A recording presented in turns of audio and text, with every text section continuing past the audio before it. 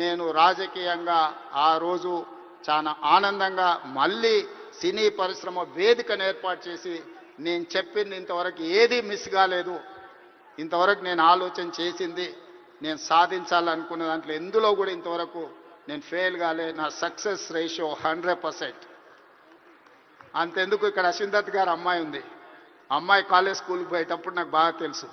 అమ్మాయితో నవ్వుతూ అనేవాడు, నువ్వు రెడ్ల అమ్మాయిని పెళ్లి చేసుకుంటావమ్మా అని. సరిగ్గా రెడ్ల అబ్బాయిని పెళ్లి చేసుకొని ఇప్పుడు వేద మీదకి వచ్చింది.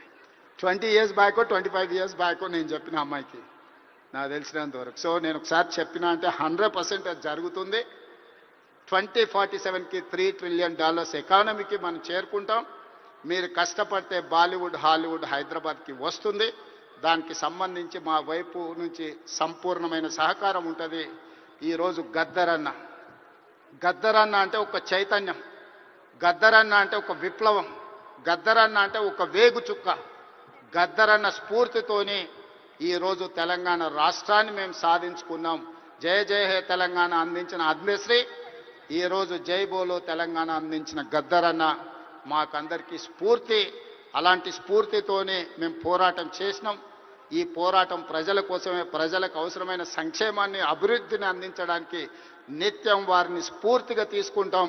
ఈరోజు తెలంగాణ గద్దర్ ఫిల్మ్ అవార్డ్స్ తీసుకున్న వాళ్ళందరినీ కూడా నేను మనస్ఫూర్తిగా అభినందిస్తున్నా. ఈ తెలంగాణ నిర్మాణంలో, ఈ తెలంగాణ అభివృద్ధిలో మీరందరూ భాగస్వాములు కావాలి. గతంలో ఏమైనా అంశాలు ఉన్నా వాటన్నిటిని పక్కన పెట్టండి. మనందరం కలిసికట్టుగా అభివృద్ధి పదం వైపు నడవాలి.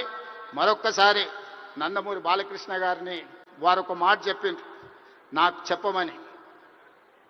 కళ్ళతో చూసేది కళ, కళ్ళతో అభినయించేది కళ, కళ్ళు మూసుకొని కనేది కళ, కళ్ళు మూసుకున్న వాళ్ళను చైతన్యపరిచేది కళ అని చెప్పు అని వారు చెప్పిండ్రు. సో వారి బాలకృష్ణ గారి తరఫున మీకు అందరికీ చెప్తున్నా, ఖచ్చితంగా ఈ కళా చైతన్యమే ఈరోజు తెలంగాణ రాష్ట్రాన్ని అభివృద్ధి పదం వైపు నడిపించిన ఎంతో మందిని, ఈరోజు విప్లవాల వైపు నడిపించిన గద్దరన్న ఈరోజు అభివృద్ధి పదం వైపు నడిపించడానికి కూడా మనస్ఫూర్తిగా ఉండాలి.